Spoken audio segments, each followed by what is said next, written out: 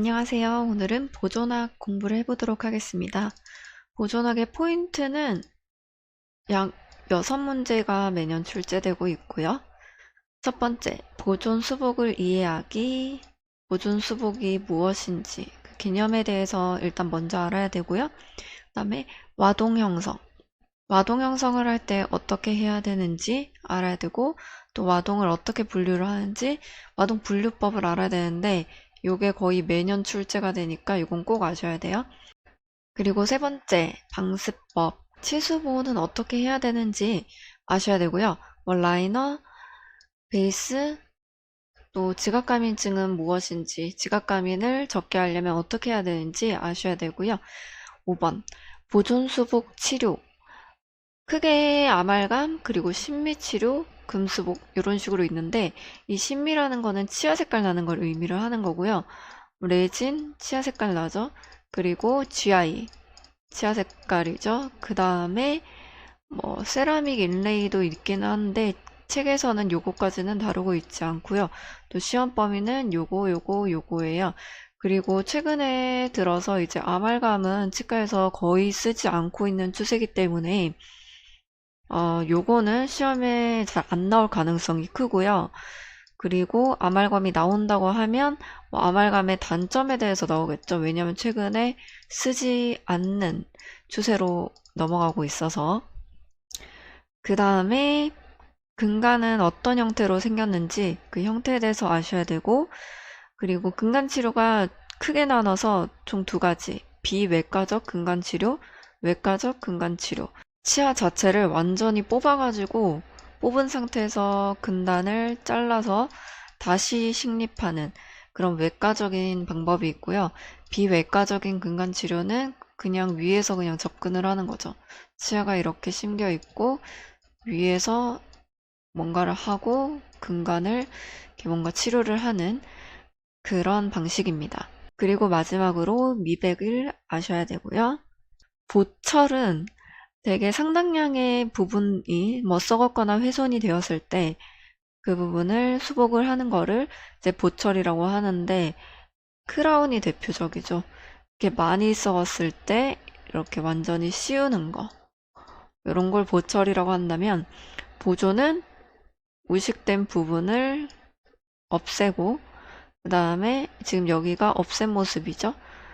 이거는 레진이에요. 레진으로 이렇게 메꿔서 떼우는 거.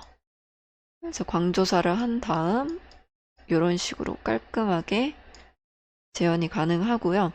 그 다음에 요거는 인레이, 메탈 인레이 같이 생겼고, 요거는 인레이, 그리고 요거는 온레이, 교들을 포함하고 있는 건 온레이고요. 그 다음에 요거는 크라운, 크라운은 보철, 인레이까지가 보존입니다.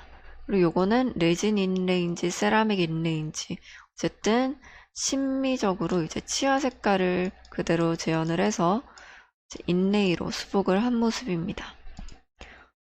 자, 제가 이거 중요하다고 했죠. 와동형성 거의 매년 문제 나옵니다. 1급은 뭐예요? 1급은 씹는 면에 있거나 아니면 설측에 이렇게 있거나, 전치부 말하는 거예요. 전치부는 설측, 교환면은 씹는 면. 그래서 여기다 1 이렇게 해서 외워주시면 되겠고요. 그 다음에 2급은 어떻게 생겼냐면 교환면에 와동이 있고 그 다음에 인전면에도 있는 거예요. 그래서 2.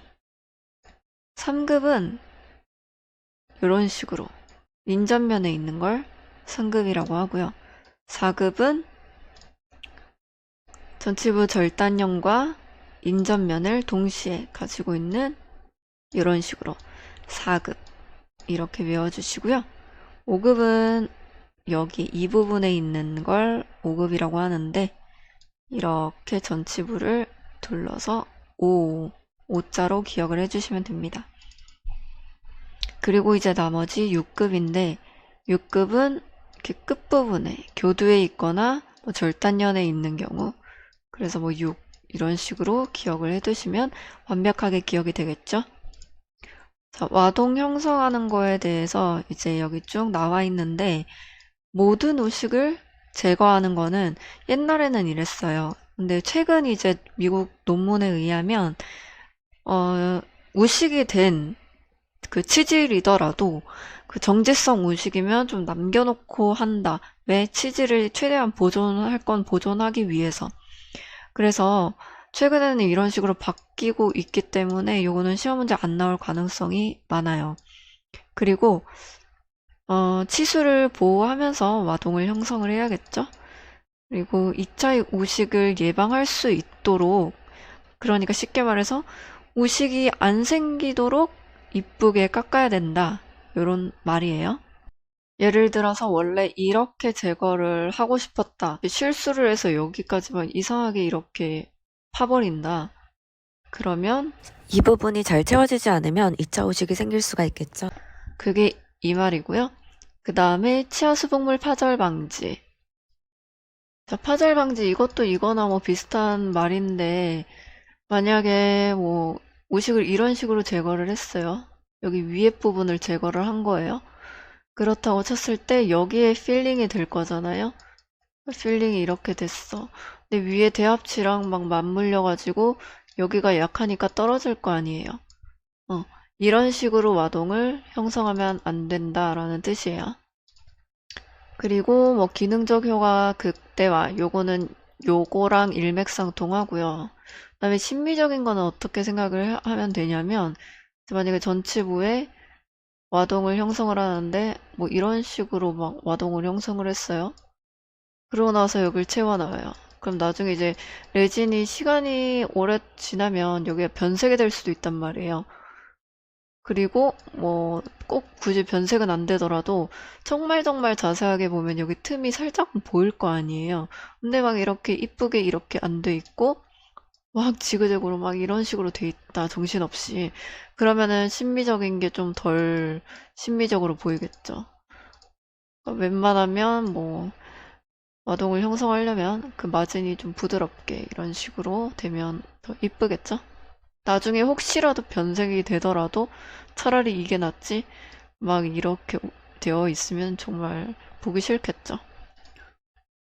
그리고 이제 와동을 형성할 때는 외형과 깊이를 먼저 이렇게 뚫어요. 왕 이렇게 벌어 뚫어요. 깊이를 설정을 하고 그 다음에 뭐 저항이나 유지가 잘 되도록, 그러니까 오랫동안 쓸 수 있도록 그런 식으로 이제 형태를 결정을 하고, 또는 이제 뭐 인레이 같은 경우에는 제가 그 보철학에서도 말씀을 드렸지만 프랩을 이런 식으로 해야 된다 그랬잖아요. 그리고 아말감 같은 경우는 반대로 이런 식으로 해야 된다고 했죠. 왜냐면 이제 인레이 같은 경우는 다 만들어진 조각을 끼우는 방식의 치료니까 이런 식으로 돼 있으면 인레이 조각은 안 들어가겠죠. 여기서 걸리겠죠. 그래서 이렇게 와동을 형성을 해야 되는데 그게 이제 유지 형태 요런 거에 대해서 관련이 있는 거죠. 저항 잘 안 빠지게 만드는 아말감 같은 경우는 와동을 이렇게 형성을 해야 나중에 이제 다 집어넣은 다음에 이제 딱 굳고 나면 안 빠지겠죠. 그런 의미입니다. 그리고 한 가지 더 말씀드리자면 교환면에 우식이 생기면 거의 이런 식으로 생기고요. 그래서 이제 실제로 보일 때는 뭐 작게 보이지만 나중에 파면 훨씬 더 큰 경우가 많고요. 평활면 우식은 이제 교환면이 아닌 이제 매끈매끈한 부분 있잖아요. 전치부나 현면, 설면이나 구치부의 현면, 설면이나 그런 부분은 이런 식으로 되어 있습니다. 그래서 표면이 훨씬 더 넓고 들어가면 들어갈수록 우식이 좁아지는 형태. 이거 참고하시면 되실 것 같고요. 그리고 이 와동 형성의 과정 뒤에 와동을 어느 정도 다 형성을 했어요. 형성을 하고 봤는데 상아질이 조금 우식이 되어 있는 부분이 보여. 그러면 스푼 익스카베이터라는 기구로 제거를 하는 겁니다. 조금 더 이런 식으로 조금 더 제거를 하고 와동 외벽을 한 번 더 이렇게 마무리를 해주고 이제 따뜻한 물로 씻어내주면 끝입니다. 자, 그래서 잔존 우식 상아지를 제거할 때 무엇을 쓴다고요? 스푼 익스카베이터. 베이터. 이 방습은 왜 해야 되는지 보도록 하겠습니다. 시야를 확보해야 되고요. 자, 이런 식으로 하게 되면 이쪽은 다 멸균이 된 거고, 치아는 뭐 클로렉신으로 소독을 한다 치면 무균적으로 깨끗하게 처치를 할 수가 있죠. 그리고 물성을 충분히 발휘할 수가 있습니다. 이게 뭐냐면 뭐 침이랑 섞이고 뭐 습기랑 섞일 일이 없으니까, 입김이랑. 그러니까 물성이 100% 발휘가 되는 거예요. 그리고 연조직을 보호해주죠. 지금 연조직을 다 막아놨으니까. 그리고 이렇게 시야 확보가 잘 되어 있고 뭐 혀랑 걸리는 일도 없고, 보통 이제 좀 느려지는 이유가 침이 계속 많이 생기고 그걸 이제 다 빨아들이고 에어 불고 막 이런다고 시간이 다 지나가거든요. 그래서 그거를 많이 단축시킬 수 있고, 침이 없으니까. 그러니까 효율성이 극대화되겠죠. 그리고 뭔가 이제 기구를 잘못 떨어뜨리거나 여기 뭐 재료 같은 거 그걸 꺼내다가 입 안으로 들어가는 경우가 있어요. 먹어버리는 경우가 있거든요. 그럼 예를 들어서 이런 경우가 있었어요. 인레이 제거하다가 톡 떨어뜨렸는데 그걸 환자분이 먹는 경우 은근히 많습니다. 그거를 이제 방지할 수 있고, 뭐 아니면 NaOCl 이런 거 입에 닿으면 되게 따갑거든요. 그래서 이런 것도 방지할 수 있습니다. 그래서 방금 봤던 게 뭐다? 러버댐입니다. 이 러버댐은 고무이기 때문에 고무 알러지가 있는 사람한테 쓰면 안 되겠죠. 그리고 러버댐의 단점은 장착 시간이 좀 걸린다는 거. 그리고 입으로 호흡하는 사람은 이걸로 하면 입을 다 막아버리니까 호흡을 할 수가 없겠죠. 자, 러버댐은 일단은 러버댐 시트가 있어야 되겠죠. 그리고 프레임 있어야 되고, 클램프, 그리고 클램프 포셉, 그리고 여기 구멍을 뚫잖아요. 여기 보시면 여기 구멍 뚫는 장면이고요. 이게 러버댐 펀치입니다. 만약에 상악 대구치 10번대 대구치를 하고 싶다 그러면 여기를 먼저 펀칭을 해줍니다. 그래서 펀칭하는 게 첫 번째 단계. 그 다음엔 뭘 하냐? 이거를 여기다가 끼워요. 클램프를 시트에다가 끼웁니다. 그리고 그 상태에서 요거를 잡고, 포셉을 잡고 요렇게 구강내로 옮겨요. 그런 다음에 뭘 하냐? 프레임을 갖다 대고 여기다 끼웁니다. 이렇게. 그러면 이런 모습이 되겠죠. 이때 쫙 잡아당겨서 해야지 이게 팽팽하게 되겠죠. 어쨌든 이렇게 된 모습이고, 요거는 지금 여기에요. 40번대 대구치입니다. 6번처럼 보이네요. 이 6번은 이런 식으로 위치를 시켜서 합니다. 그리고 여기 이제 시술하는 모습이고요. 요것도 뭔가 했더니 검정색 러버댐이 있어요. 검정색 러버댐을 하고 사진을 찍은 거예요.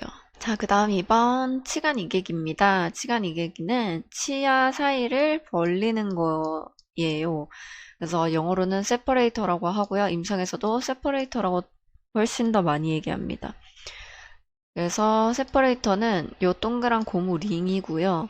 이 고무 링을 끼우게 되면 요 모습인데, 이러고 좀 시간이 지나면 사이가 벌어져서 이제 보이게 됩니다. 그러면 뭐가 좋냐? 인전면 우식을 확인을 할 수가 있고, 또 인전면의 근처에 이제 와동 형성을 할 때 훨씬 더 편하게 와동 형성을 할 수가 있겠죠. 그러니까 버가 만약에 이런 식으로 접근이 돼서 이쪽 부분에 우식을 제거한다고 치면 여기를 접근하다가 갑자기 여기를 칠 수도 있거든요.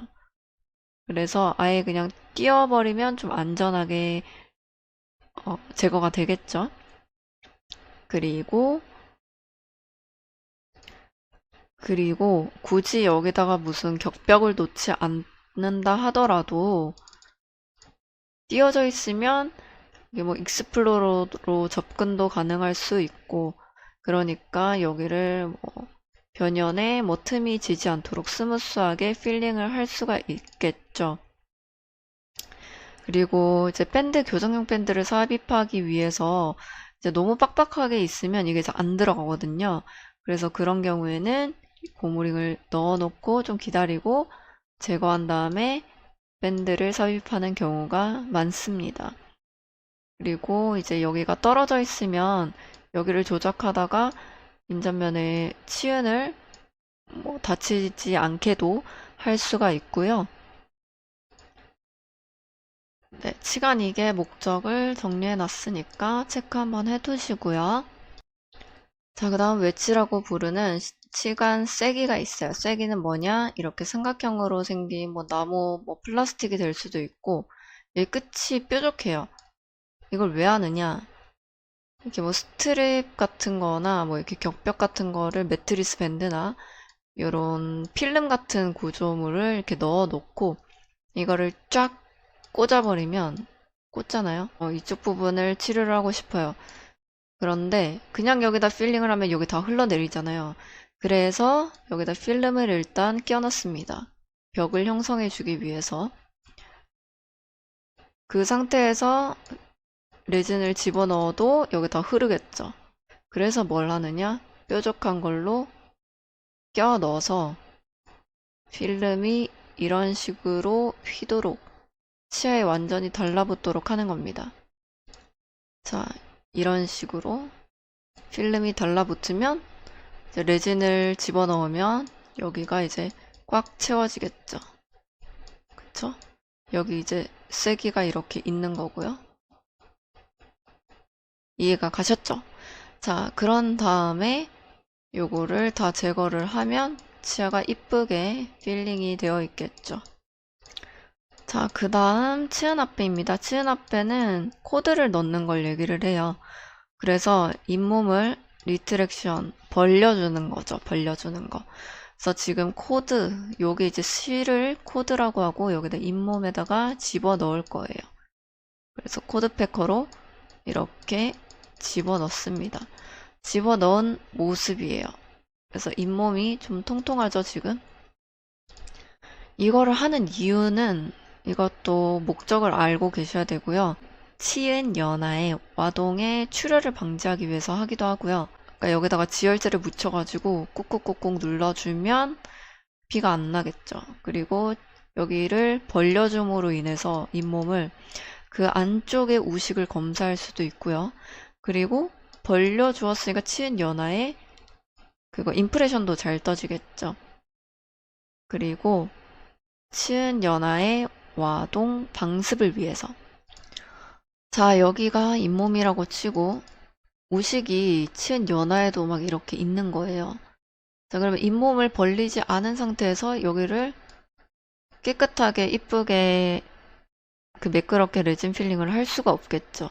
그래서 이걸 벌리고 그 안에다가 이제 실을 이렇게 넣으면, 코드를 넣으면 코드가 약간 매트리스 벽 같은 역할을 해가지고 이제 거기다가 이제 레진 필링을 하고 나중에 코드를 빼내면 잘 이해가 안 가실 것 같아서 옆에서 한번 그려봤습니다. 자, 옆에서 본 모습이고 우식이 뭐 이런 식으로 있다. 이런 식으로 있어서 여기를 이제 필링을 해야 되는 상태고 그 다음에 잇몸이 여기 가려져 있어가지고 이쪽으로 벌렸어요. 뭘로? 코드로. 이게 코드의 모습입니다. 코드가 들어간 거고 그 다음에 이제 레진 필링을 하는 거예요. 하면 이게 이제 막아주기 때문에 레진이 뭐 흘러내리지도 않고 그래서 이렇게 한 다음에 이제 이거 코드를 빼면 필링이 되어 있는 모습을 확인할 수가 있습니다. 그리고 인레이 장착 시 치은을 배제한다라는 설명도 볼 수 있는데요. 자, 인레이를 이런 식으로 장착을 하는데 잇몸이 이렇게 덮여 있어가지고 잘 보이지가 않아요. 자, 그러면 무슨 문제가 발생하느냐? 여기다가 이제 접착제를 발라가지고 붙일 거잖아요? 붙였는데 접착제가 이렇게 흘러나와요. 삐져나올 수 있거든요. 여기를 제대로 이제 제거를 안 하고 그냥 놔두게 되면 잇몸 염증이 생겨요. 그래서 이거를 제껴버리고 이제 뭐 접착제 삐져나온 거 정리 잘 할 수 있고, 이렇게 되면 안정적으로 붙일 수가 있겠죠, 인레이를. 그래서 치은을 인레이 장착 시 배제할 때도 쓰인다. 자, 그 다음 격벽법입니다. 영어로 매트릭스 밴드라고도 하는데요. 여기 필름같이 생긴 매트릭스 밴드가 이런 식으로 들어가 있는 거예요. 이건 반 개짜리밖에 없는 거고, 이게 전체를 감싼 매트리스 밴드는 아니에요. 이렇게 간이용으로도 많이 나오거든요. 어쨌든 여기를 이렇게 감싸가지고 벽을 형성해줘가지고 여기다가 이제 레진을 채워 넣는 거죠. 뭐 레진이 됐든지 뭐 아말감이 됐든지 뭐 등등. 자, 격벽법의 목적으로 알맞은 것을 고르시오. 그럼 여기서 이제 고르시면 되고, 오답은 이렇게 피하시면 됩니다. 그래서 헛갈리는 것들을 한 번씩 읽어보시고 잘 기억해 두시면 될 것 같아요. 자, 와동 외벽을 대신할 수 있다. 요거 되게 그냥 이게 의미죠. 격법법의 의미라고 할 수도 있습니다. 그래서 이런 것을 다 똑같은 일맥상통하는 얘기죠. 그리고 적절한 해부학적 유형을 제공할 수 있다. 같은 말이고요. 이건 뭐냐면 복합 와동을 단순 와동으로 재현성한다. 이게 뭐냐면 막 이렇게 와동이 이런 식으로 있는데 여기도 뚫려 있고 여기도 뚫려 있죠. 근데 여기를 막아버린다는 거예요. 그러면 여기 오크루절에 와동이 있는 거나 여기 있는 거나 같은 형식이죠. 그래서 단순하게 와동을 만들어 버린다. 여기 벽을 만들어 버림으로써 그 말입니다. 그리고 밴드 삽입을 위한 공간을 보상한다. 요거는 뭐라 그랬죠? 시간이계. 그리고 치은 연화로서의 접근성을 향상시키는 건 뭐죠? 치은 앞에 코드 넣는 거. 시술 부위 시야를 확보할 수 있다. 요거는 그거 러버댐이죠. 그리고 타액으로부터 오염을 방지할 수 있다도 러버댐. 자, 제가 왜 러버댐에 색깔을 칠해놨고 격벽법에 색깔을 칠해놨을까요? 이게 문제가 자주 출제돼요. 왜냐면 이게 뭔가 문제 낼 게 많잖아요. 이런 것도 객관식으로 낼 수도 있고, 그리고 러버댐은 몇 번 치아를 할 때 어떤 식으로 하는지 모를 수 있고, 여기 굉장히 응용된 문제로 또 실무적인 문제로도 굉장히 좋으니까 내기가 되게 좋아요. 시간 이계도 나올 수도 있을 것 같아요. 시간 이계도 나올 수 있을 것 같고, 시간 세기는 별로 내용이 없어서 문제 내기 좀 별로고, 치은 앞에도 목적에 이렇게 여러 가지가 있잖아요. 이것도 내기 좋을 것 같아요. 자, 네 번째. 치수보호를 하려면 어떤 재료를 어떻게 써야 되는지 아셔야 되고요. 그다음에 지각감염증을 줄이려면 이게 이 말이죠. 어떻게 해야 되는지 아셔야 됩니다. 자, 일단은 크게 이장제와 기저제로 나뉩니다. 라이너와 베이스. 일단 라이너를 먼저 보도록 할게요. 라이너는 뭐냐? 화학적인 자극을 차단하기 위해서 쓰는 게 뭐다? 라이너. 자, 그럼 기저제는 열자극으로부터 방어를 하는 거거든요. 물론 화학적인 자극도 방어를 하지만 여기다 뭐가 추가된다? 열이 추가돼요. 자, 그거가 헷갈리신다면 이런 식으로 외워두시면 좋을 것 같아요. 그리고 화장을 할 때 라이너, 아이라이너 쓰죠? 이렇게 라이너는 화학적 자극을 차단하는 데 쓴다. 라이너는 또 두 가지로 크게 나누고요. 용액이장제, 현탁의 기장제가 있습니다. 용액이장제는 바니쉬가 있고요. 바니쉬 요렇게 생긴 거. 그다음에 수산화칼슘 짜서 쓰는 거가 있습니다. 자, 수복물 변연 노출 감소, 상하세관 침투 방지. 이건 뭐냐면 GPC가 와동이 이렇게 있고 용액 이장제가 여기 깔리고 그 위에 이제 GPC 같은 게 올라갈 수가 있거든요. 베이스로. 그럼 GPC는 처음에 산도가 좀 생겨요. 그 산성도를 방지하기 위해서 산도가 세면은 더 치수에 자극적이겠죠. 그래서 이거가 안쪽으로 들어가지 못하도록 여기를 이렇게 막는 거를 라이너가 한다, 바니쉬가 한다 라는 뜻이고요. 그 다음에 변연 노출 감소한다는 게 뭐냐면 우리가 이제 와동을 형성하고 나서 그 밑에 상하세간이라든지 미세한 구멍이 있을 거 아니에요. 이렇게 그 상태에서 충전재를 바로 덮어버리게 되면 여기 구멍은 채워지지 않고 좀 들뜨게 되겠죠. 그래서 이 누출 틈을 없애기 위해서 여기에 라이너를 한번 바르고 그 위에 이렇게 깔면 라이너는 이렇게 평평하게 약간 액체 상태니까 펴지잖아요.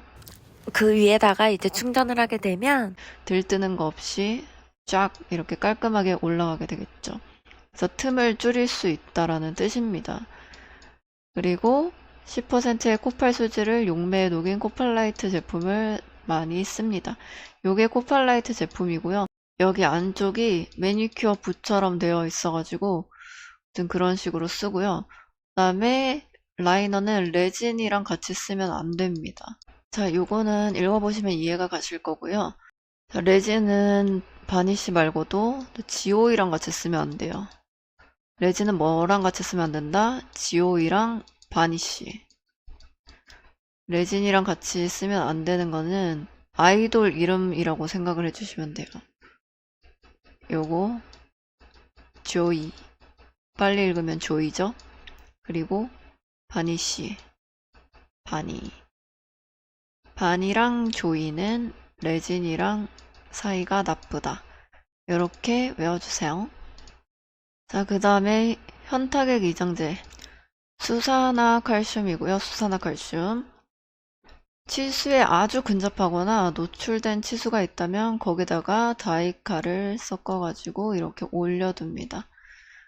그러면 이제 치수에 양리의 효과가 있기 때문에 3차 상하질을 유도하거든요. 치수가 근접해 있을 때 와동이 뭐 거의 여기까지 뚫렸을 때 여기다가 다이칼을 깔아 놓으면 여기 3차 상하질이 생겨요. 3차 상하질. 그러면은 조금 치수가 덜 느끼게 되겠죠. 위에 3차 상하질이 덮어주니까. 자, 알칼리라서 우식이 소독되는 효과가 있습니다. 자, 그리고 요게 이제 다이칼이거든요. 요거는 캐비텍이고, 그걸로 이제 두 개 다 뭐 비슷하게 써요. 두 개 섞어가지고 조그만한 양을 이렇게 올려가지고 씁니다. 이거는 복합 레진의 기저제로 사용합니다. 자, 수산화칼슘 전혀 아이돌 이름 같지 않죠? 그래서 레진이랑 같이 쓸 수 있습니다. 자, 그 다음 기저제를 보도록 할게요. 기저제는 보통 이제 치과에서 쓰는 시멘트, 그러니까 접착제를 떡지게 혼합해가지고 베이스로 사용할 수가 있습니다. 뭐라 그랬죠? 아까 전에 화학적 자극 추가, 열 자극으로부터 방어한다 그랬죠. 뭐 요거는 뭐 열기 이런 식으로 외워두셔도 될 것 같고요. 그다음에 충전할 때 이제 압력이 생겨요. 그러니까 특히 뭐 아말감 같은 경우를 생각해 보면 엄청 다져 넣잖아요. 아말감은 압력이 생길 수밖에 없는데 그 압력으로부터 치수가 이제 어택을 받을 수 있으니까 치수를 보호해야 되겠죠. 그때 이제 기저제를 씁니다. 자, 먼저 GPC를 볼게요. GPC는 한국말로 뭐다? 인산아연입니다. 이때 인이 P를 말하는 거고 아연은 C를 말하는 거고 C는 뭐예요? 시멘트예요. 자, 아까 전에 용해기장제 야동 바니쉬 얘기하면서 GPC에서 산성이 나온다 그랬잖아요. 다시 보면 GPC에는 산성이 나오는데 그 이유가 뭐냐면 인산용액 때문이에요. 인산용액 때문에 초기 산독으로 인해서 치수의 보호가 필요합니다. 자, 그래서 이제 와동이 있으면 라이너를 먼저 깔고 그 위에 베이스를 깔거든요. 만약에 GPC다. 그럼 GPC는 이 인산용액 때문에 산도가 생긴다 그랬죠. 그러면 치수에 영향을 줄 수가 있기 때문에 중간에 뭘 깐다? 라이너를 깝니다. 와동 바니쉬 그 말입니다.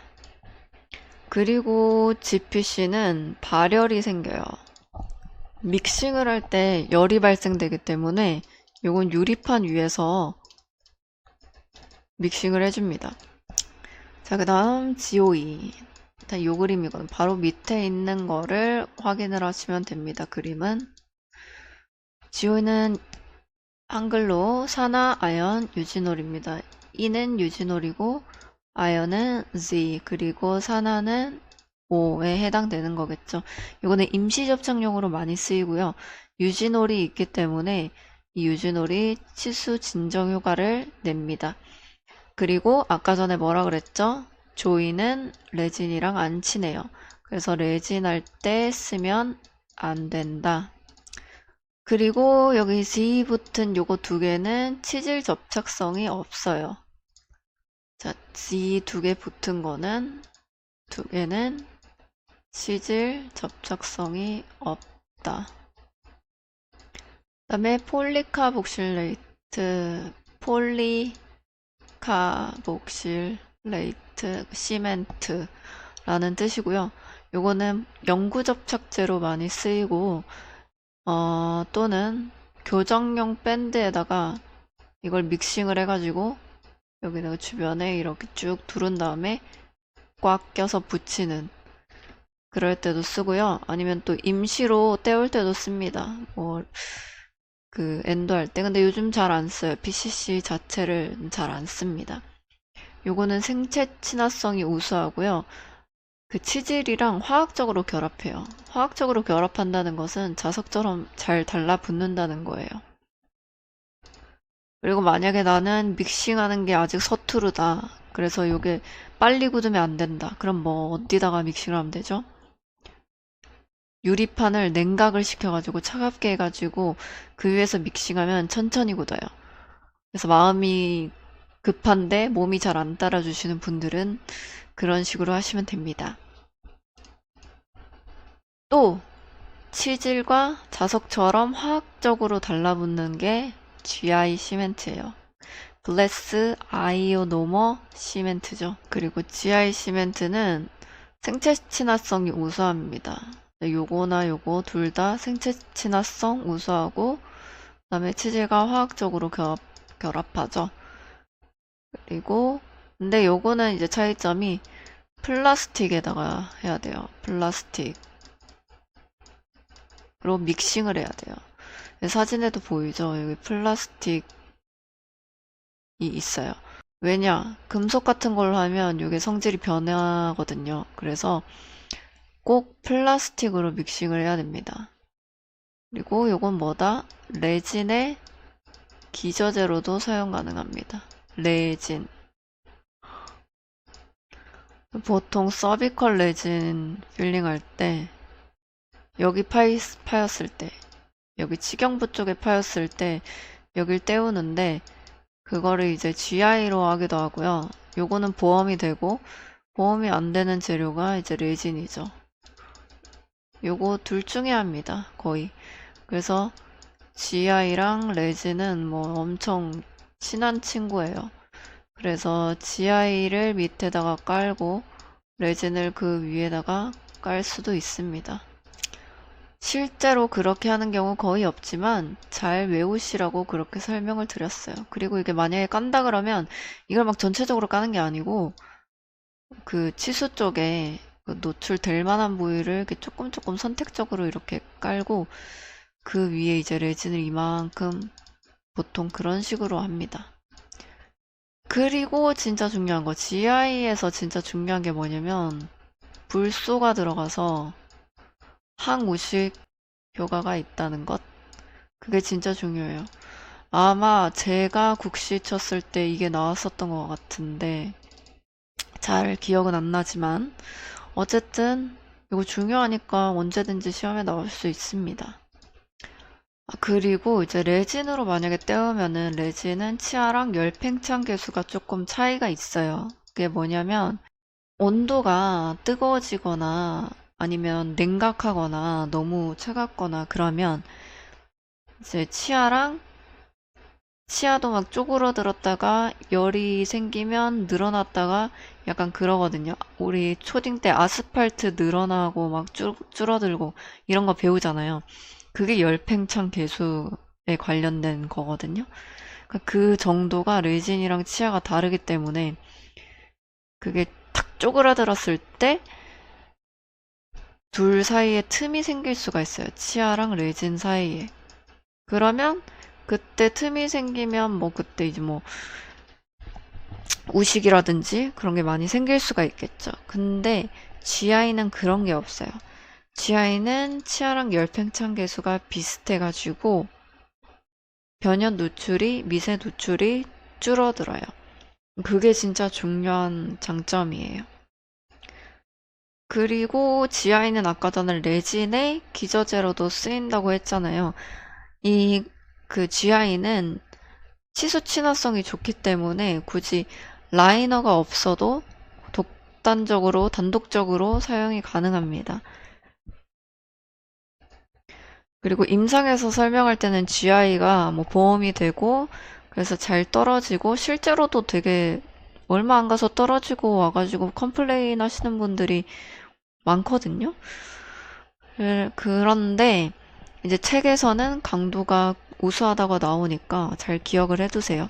GI는 강도가 나름 우수합니다. 자, 그래서 다시 정리를 하자면 와동이 얕으면 베이스만 깔면 되고요. 한국말로 기저제만 깔면 되고 와동이 깊으면 라이너를 깔고 그 위에 베이스를 깔면 됩니다. 그리고 나서 충전을 똑같이 하면 되겠죠. 자, 그럼 지각감인 감소 방법을 보시면 방금 전에 말씀드린 라이너와 기저제를 깐다. 그거 말고 이제 저 광도로 여러 번 중압을 하는 거예요. 그러니까 그 빛의 세기를 조금 줄여가지고 여러 번 오랫동안 중압을 하는 방법. 왜냐면 고광도로 중압을 세게 해버리면은 레진 같은 경우에 쫙 쪼그라들어요. 수축이 많이 되기 때문에 그렇게 하면 미세 노출이 심해지겠죠. 틈이 많이 생기겠죠. 그래서 그렇게 하시면 안 되고 적층법으로 귀찮더라도 그런 식으로 하셔야 됩니다. 적층법이 뭔지는 다 아시죠? 얇게 여러 번 중압을 하는 거예요. 계속 쌓아가지고. 그리고 불소 글루마, 에세이본드 같은 것들을 바르면 조금 시린 거 덜해지죠.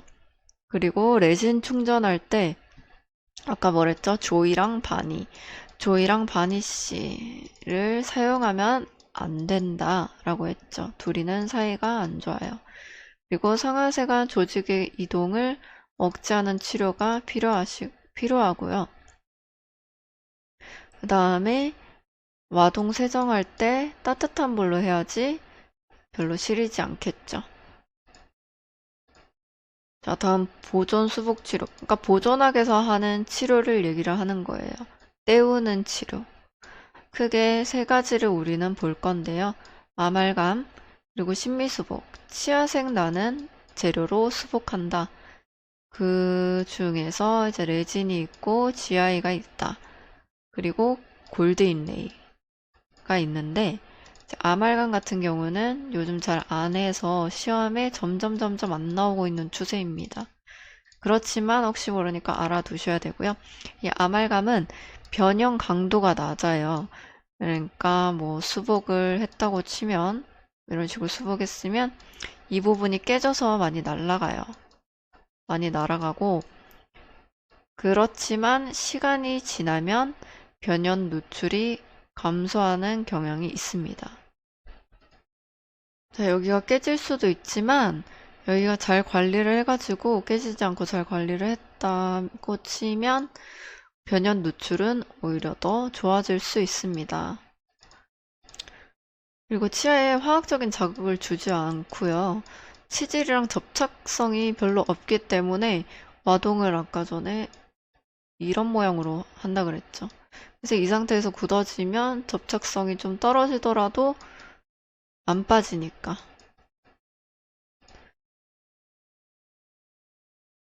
그리고 이제 레진을 볼 건데요.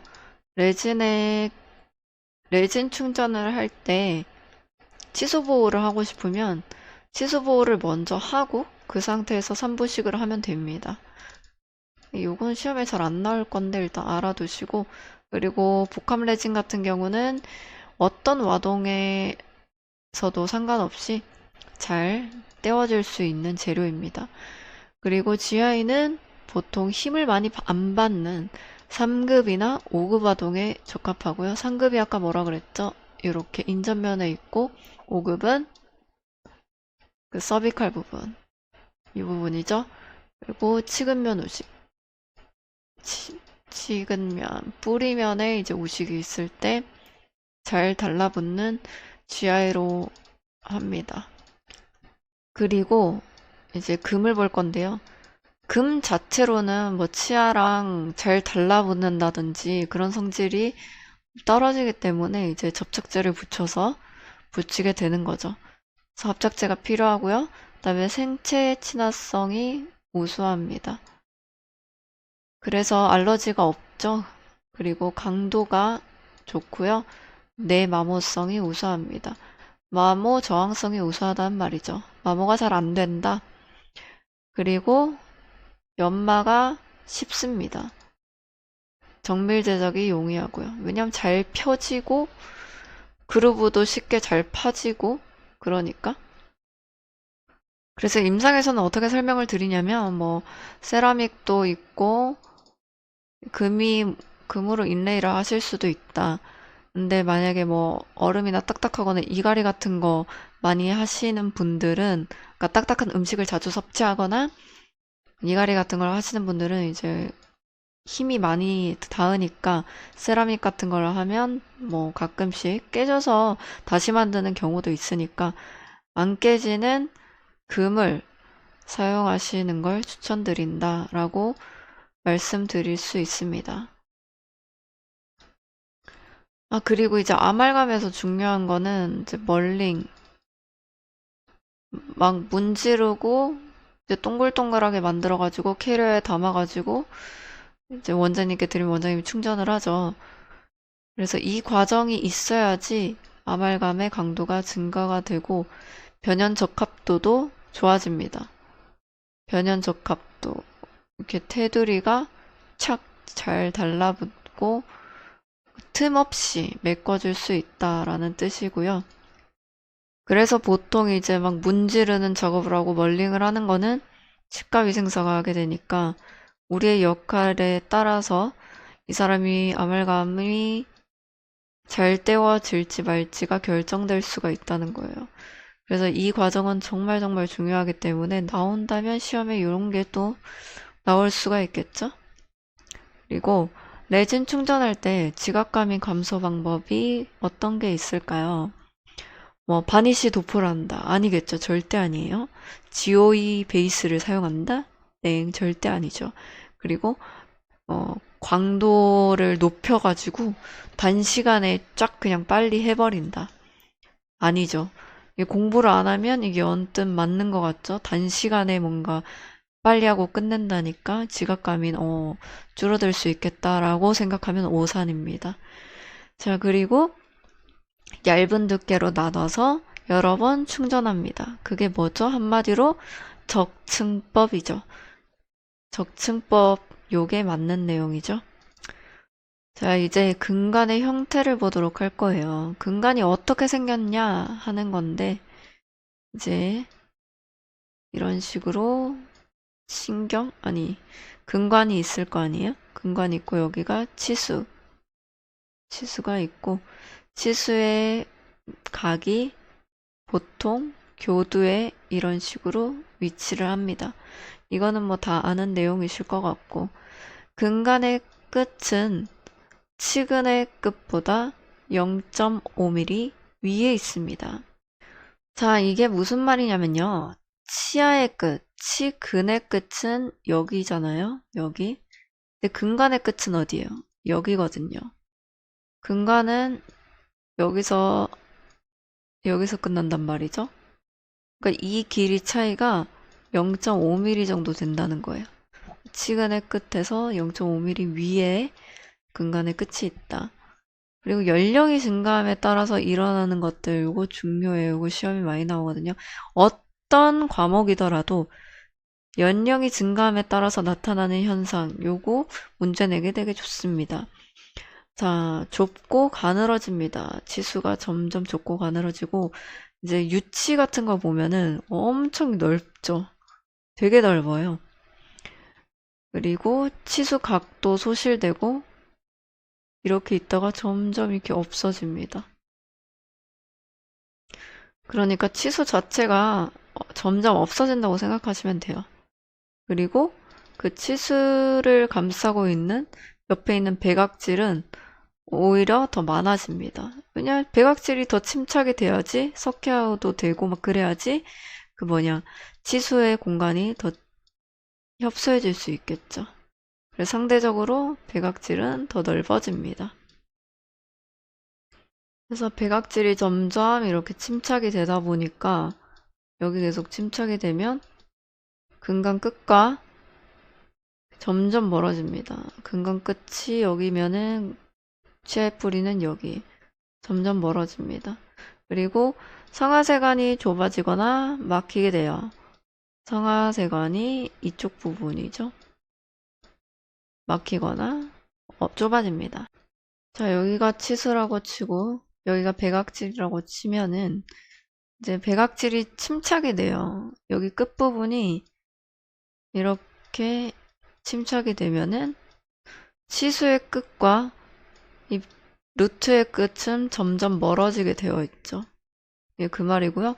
그리고 치수 바로 옆에 있는 상하세관들이 점점 좁아지거나 막히게 돼요. 네, 근간의 끝이라고 되어 있는 이 부분이 상하랑 백악질의 경계부가 여기 위치하거든요. 이 위치라고 생각을 해주시면 되고 백악상하 경계부를 묻는 문제가 나왔다. 그러면 쉽게 생각해서 근간 끝이라고 생각해 주시고 치수의 끝이라고 생각해 주시면 됩니다. 노인의 치수강에 대해서 틀린 것을 골라라, 맞는 것을 골라라 이런 식으로 문제가 나올 건데 지금 천공이 넓어진다 라고 하면 땡일까요? 맞는 말일까요? 땡입니다. 여기 더 협소해진다 그랬죠?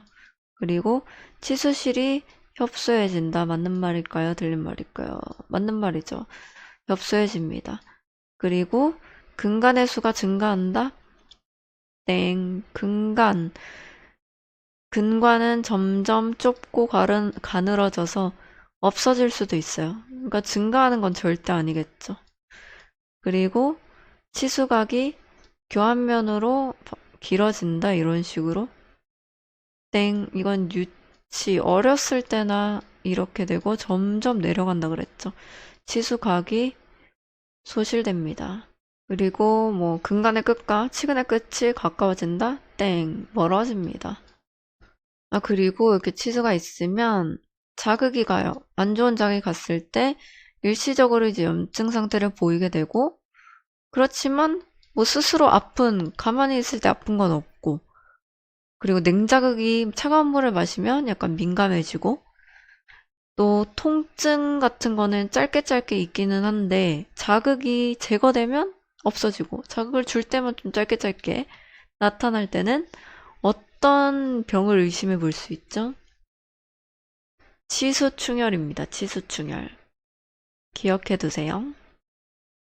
자, 그리고 우리가 근간치료를 들어가기 전에 미리 알아둬야 되는 게 있는데 생활치라는 것과 실활치에 대한 그 개념이 있어야 돼요. 생활치는 치수가 살아있는 걸 의미하는 거고 실활치는 치수가 죽은 거를 의미를 하죠. 그래서 죽으면 감각을 느낄 수가 없고 살아있으면 염증이 있더라도 통증을 느끼고 감각을 느낄 수가 있습니다. 염증이 있다고 해서 무조건 치수가 죽은 건 아니고요. 살아있을 수 있습니다. 그래서 보통 여기서 많이 헷갈려 하시는데 치수염이면 실활치라고 생각하시는 분들이 많아요. 하지만 아닙니다. 생활치입니다. 치수가 충혈된 것도 생활치. 치수가 아직 살아있는 상태고 치수염도 염증이 있어서 통증을 느낄 수 있다. 느낀다는 건 치수가 살아있다는 거죠. 그래서 이제 염증이 있을 때 이게 돌아올 수 없는 비가역적 염증이 있으면 아픔밖에 느낄 수가 없고 뭐 영양분도 이제 못 가고 그러니까 이제 신경치료를 하는 거잖아요. 신경치료는 우리가 일반적으로 그냥 쉽게 알고 있는 신경치료는 치수, 절제술을 의미를 하거든요. 절제를 한다는 거는 아예 다 꺼낸다, 없앤다 이런 말이에요. 그래서 치수를 다 없애는, 그래서 통증을 느끼지 못하게 하는 근간치료를 하게 되는 거죠.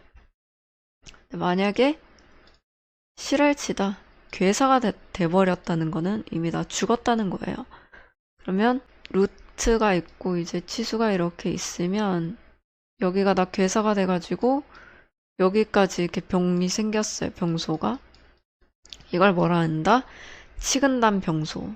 이럴 때는 뭘 해야 되냐면 근간치료를 다시 하든지 여기를 접근해가지고 여기 소독해가지고 요거가 없어질 때까지 기다려서 여길 다시 채워넣는 재신경 치료를 하든지.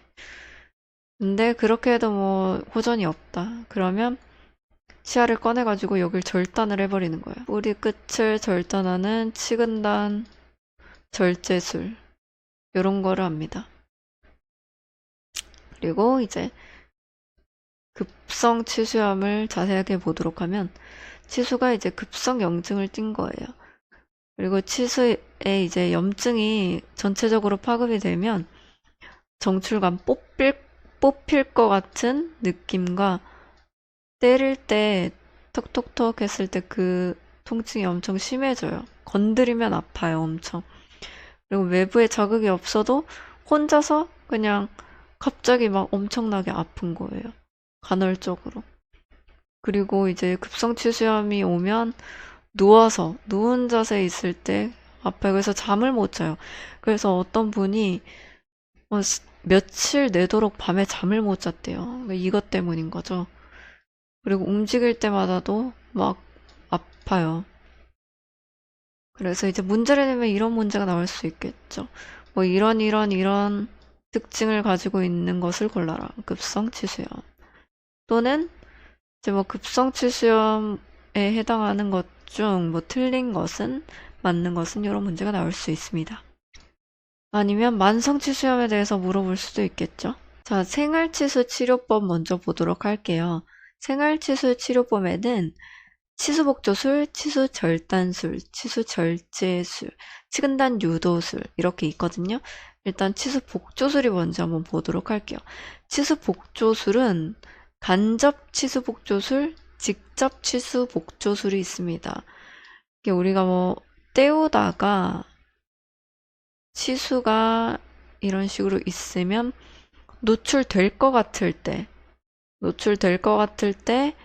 여기 치수 진정을 시키는 거예요. 수산화 칼슘을 주로 쓰긴 하거든요.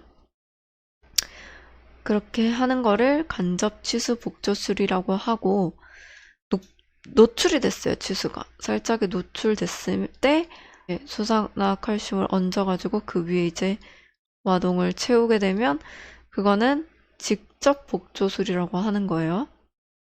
자, 그 다음 치수절단술을 보도록 할게요. 치수를 여기를 잘라낸다는 거죠. 왜냐? 치관부에만 염증이 있고 감염이 되었고 치근의 치수 부분은 좀 살려두고 싶다. 그럴 때 치수 절단술 위에 부분만, 감염된 부분만 제거를 하는 거를 의미를 합니다. 그래서 보통 미성숙 영구치에는 수산화칼슘을 도포를 하고요. 유치일 때는 FC 많이 씁니다. FC. 이런 문제가 나올 수 있겠죠. 뭐 치관 감염부 치수만 제거를 하고 치근부의 생활력은 유지하고 싶을 때 뭘 하냐? 치수 절단술을 선택해 주시면 되시겠죠. 자, 이 내용만 따로 올려놓은 동영상이 이렇게 있으니까 밑에 링크 걸어둘게요. 그쪽으로 가서 자세하게 공부하고 싶으신 분들은 시청해 주시기 바랍니다. 자, 근간치료의 수식을 보도록 하겠습니다. 일단 근간치료의 원칙은 괴사된 조직을 모두 제거하는 게 원칙이고요. 러버댐 장착을 해야지 뭐 NaOCl이라든지 뭐 그런 게 떨어지지 않을 수 있고 시야 확보도 잘 되고, 그래서 러버댐을 장착을 합니다. 그리고 잔존 치수를 최대한 유지를 한다는 것은 아니에요. 오답입니다. 그러면 치료 과정을 볼게요. 일단 마취를 해야 되겠죠. 그리고 방습을 합니다. 그런 다음에 교환면이 이렇게 있으면 여기를 쳐냅니다. 왜? 위랑 계속 부딪히면은 자극이 가니까 안 돼요. 그래서 교환면을 삭제를 하고, 그리고 이제 이미 뭐 치수에 염증이 있고 발수를 해버리게 되면 영양 공급이 안 되잖아요. 그럼 치아 자체가 엄청 약해진단 말이에요. 근데 위에랑 계속 부딪혀봐요. 치아가 깨질 수도 있어요. 자, 그 다음에 근간 마동을 형성합니다. 근간 마동을 형성한다는 거는 근간 쪽에 이제 구멍을 낸다는 거죠. 이런 식으로 구멍을 내고 치수강을 열어줍니다. 치수강을 열 때 스푼 익스카베이터를 사용합니다. 그 다음에 여기 이제 발수를 하는 거죠. 요거를 치수를 꺼냅니다. 치수 꺼낼 때 뭐 하죠? 발브드 브로치를 씁니다. 이렇게 얇게 생긴 이런 게 있는데 여기 다 딸려 이렇게 오거든요. 말려가지고. 그래서 발수랑 똑같은 말은 치수, 절제. 그리고 그 다음에 뭘 하냐. 근간의 길이를 재야 되겠죠. 근간장 측정을 하면 그 다음에는 나이 타입 파일 같은 걸로 확대랑 성형 같은 걸 합니다. 그러니까 근간을 확대를 해야 돼요. 왜? 그래야 충전을 할 수가 있거든요. 성형을 이제 곱게 일자로 잘 해줘야지 겉터버처콘이 거기에 잘 들어갈 수 있겠죠.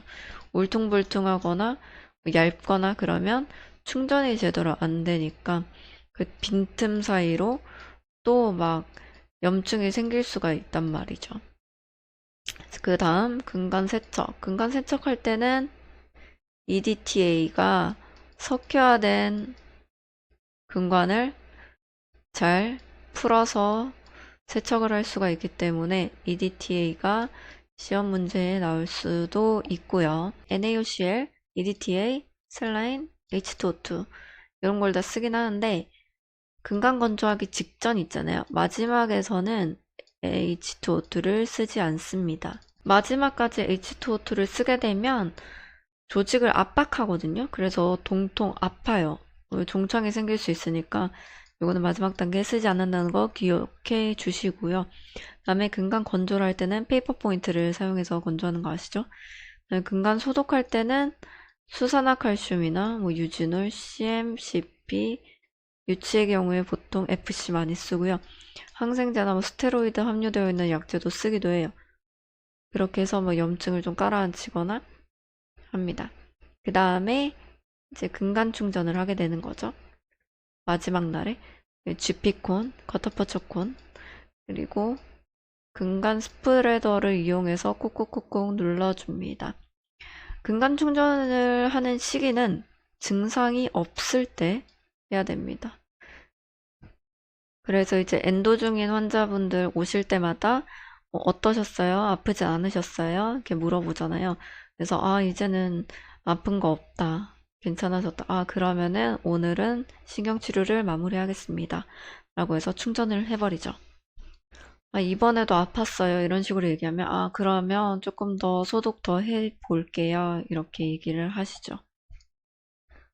그리고 이제 원칙 중에 이제 러버댐을 장착하는 게 있잖아요. 갑자기 생각났는데, 그 NaOCl을 환자 옷에다가, 그것도 명품 옷에다가 떨어뜨려가지고 난리 난 적이 있었다고요. 제가 겪은 일은 아니고 전에 들었어요.